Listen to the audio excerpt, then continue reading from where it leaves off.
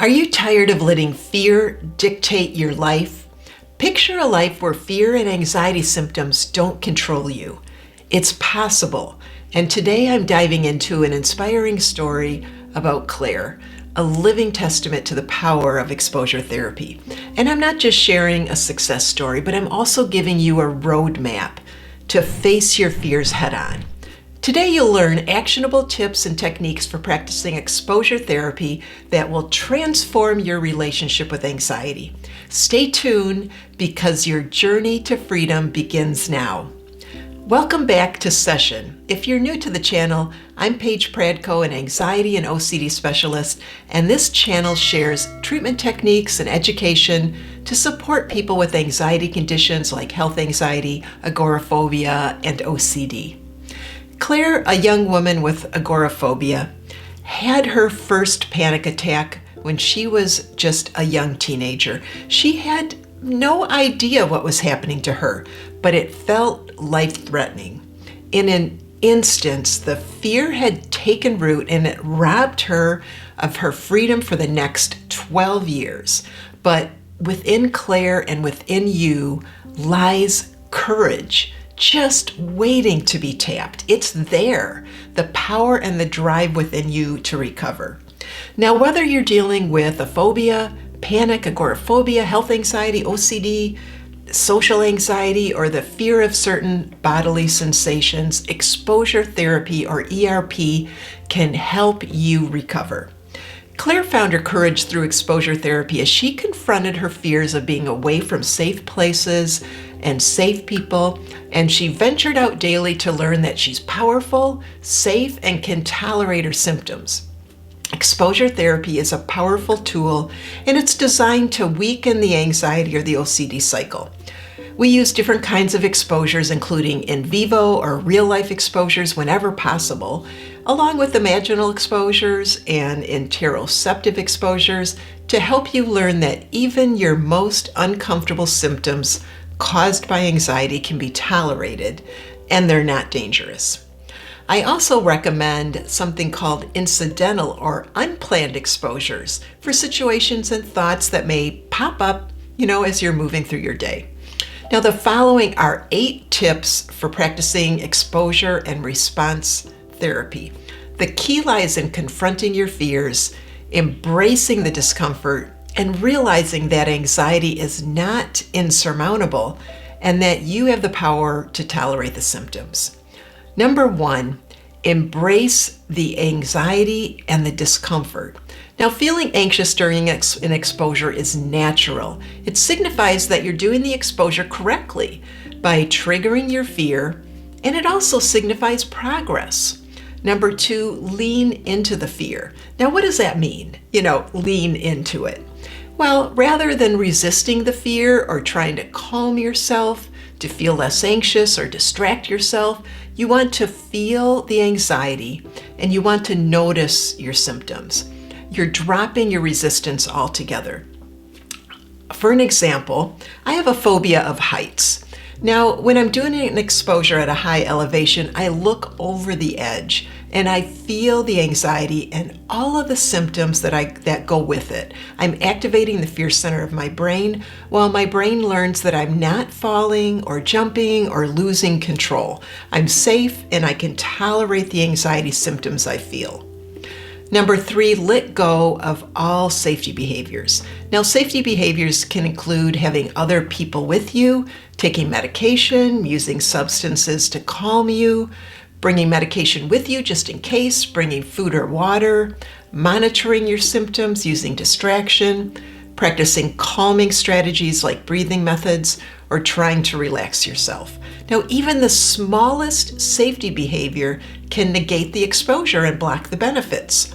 Now, when you use safety behaviors like having somebody with you in the car while driving or going somewhere, your brain interprets that as being the only reason you could do that exposure and the only reason you survived.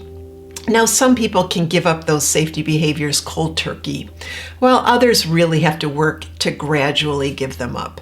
Now, in Claire's case, she gradually gave up her safety behaviors.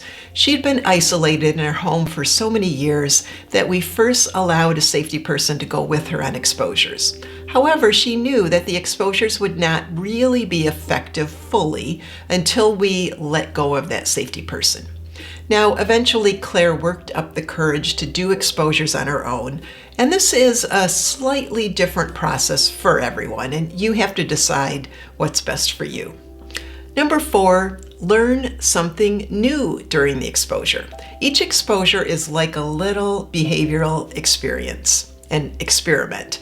Remember that the first time that you learned to ride a bike, you had to confront your fear and let go of the safety behaviors like somebody running next to you maybe. And you had to learn to trust yourself. It was scary. You may have even fallen a few times. I remember riding my bike right into picker bushes that were next to my parents' driveway. But somehow I jumped on that bike again, trusted myself, and I learned how to ride a bike. That's exactly what you do. It's the same process in exposure therapy. You're allowing your brain to learn that you can face your fear head on and survive.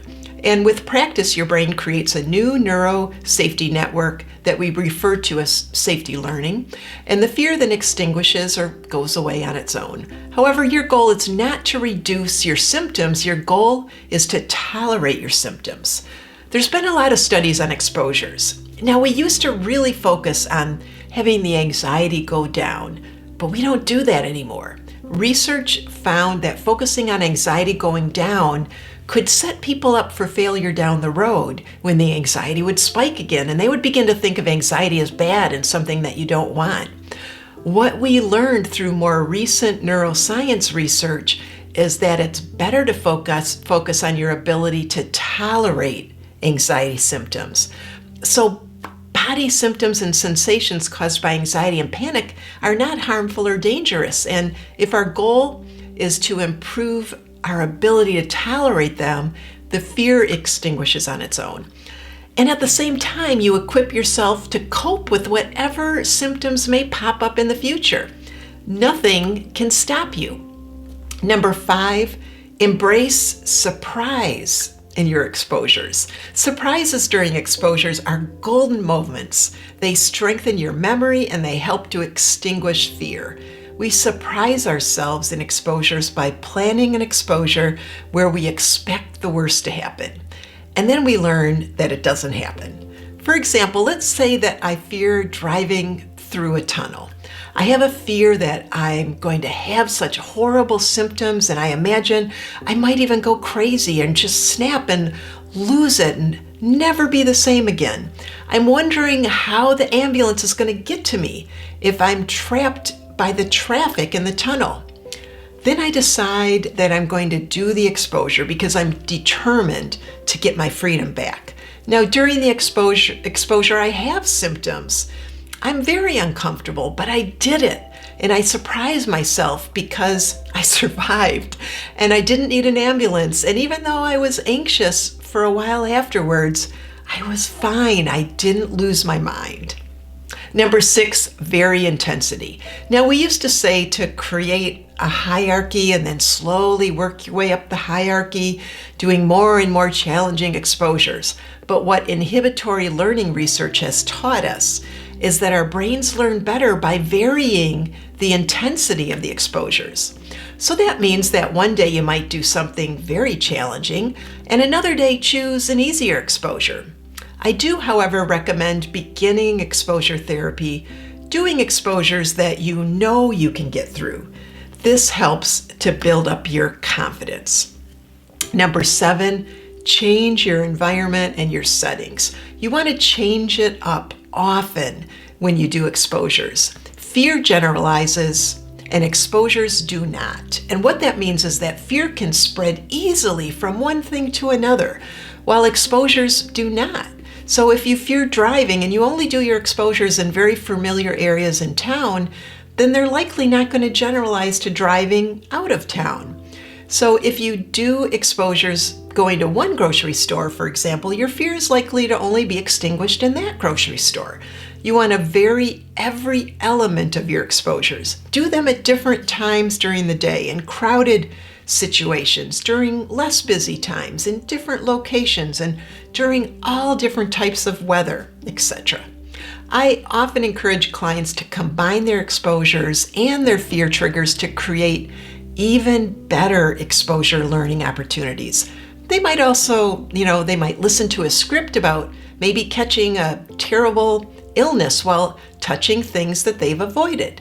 Now, I'm not saying that we're going to do things that are inherently dangerous, but even sitting in our own home involves a certain amount of risk.